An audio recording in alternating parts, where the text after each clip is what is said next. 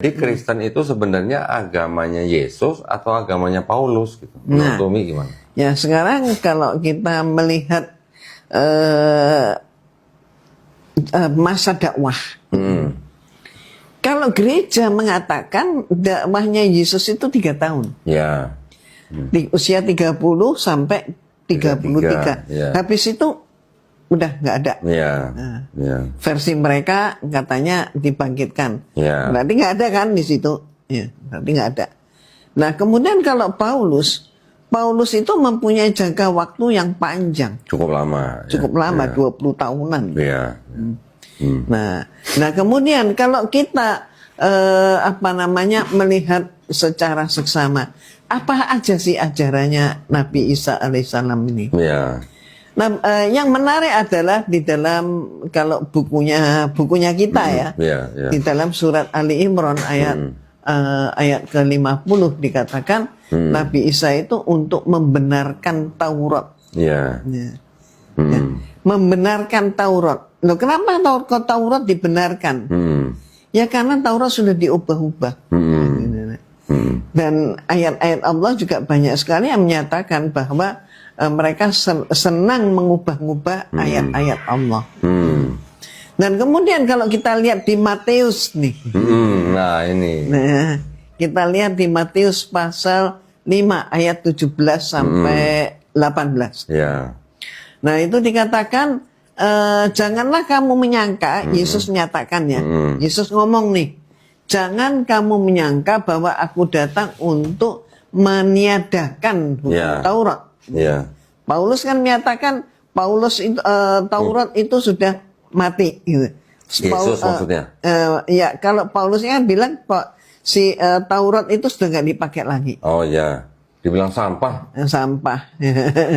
Hukum Taurat adalah sampah. Nah, kalau Yesus mengatakan jangan kamu sangka, aku datang untuk meniadakan hukum Taurat. Berarti misinya dia kan berbalik dengan misinya Paulus. Ini kan sudah berseberangan. Ya, kan? Malah Nabi Isa menjamin di dalam Matius pasal 5 ayat 17 sampai 18, satu iota pun tidak akan berubah dari hukum Taurat. Nah, kan itu ya. Nah, dari sini sudah jelas nih. Bagaimana yang namanya Paulus sebenarnya tidak sinkron dengan Nabi Isa alaihissalam. Dan kemudian kalau kita melihat kemana saja sebenarnya Yesus berdakwah, nah itu pun beda, berseberangan lagi. Nabi Isa menyatakan bahwa kamu hanya untuk domba-domba yang hilang dari umat Israel. Dan itu di mana kita bisa lihat? Matius juga ada. Matius pasal 10 ayat 5 sampai dengan 6. Ya, itu dia sebutkan begitu. Malah juga di Matius pasal 15 ayat 24. Jadi dakwahnya Yesus itu yang mengatakan, aku diutus hanya untuk domba yang hilang dari umat Israel. Tapi Paulus menyatakan dia untuk seluruh dunia. Nah, ini kan sudah berseberangan lagi. Dan kemudian kalau kita lihat lagi, misalnya saja kita bisa melihat tentang masalah khitan. Kalau memang kalau tentang masalah khitan, maka ternyata Nabi Isa alaihissalam itu di khitannya itu ya usianya 8 hari. Masih 8 hari, masih orok gitu ya. Masih baby gitu.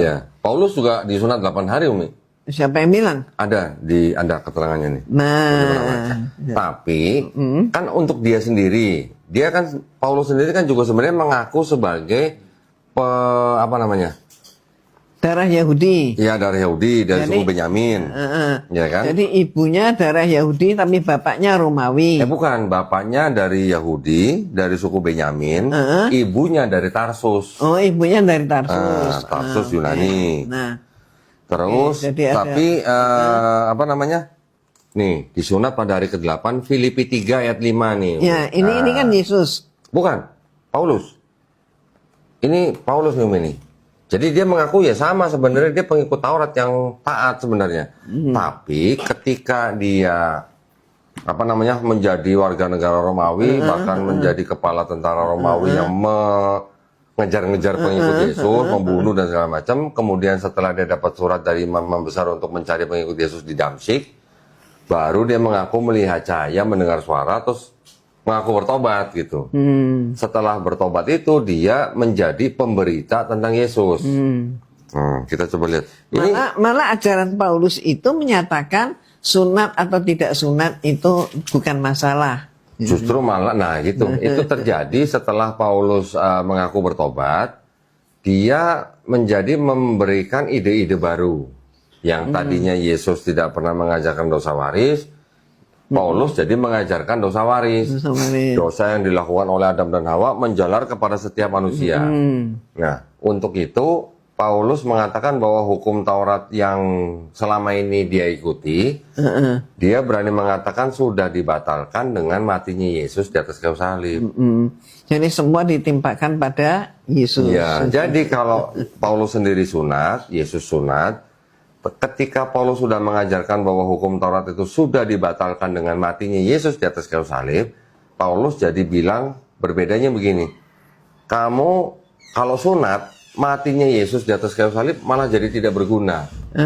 Jadi yang berkembang di masyarakat kita, kebanyakan orang Kristen itu tidak bersunat. Kemudian ketika ditanya, kenapa kamu tidak bersunat? Ya, karena sunat itu sudah dibatalkan oleh Paulus. Karena sunat itu adalah budaya Yahudi.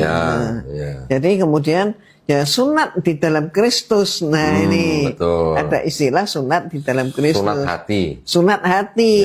Jadi fisiknya nggak usah sunat. Makanya orang Kristen juga nggak sunat gitu.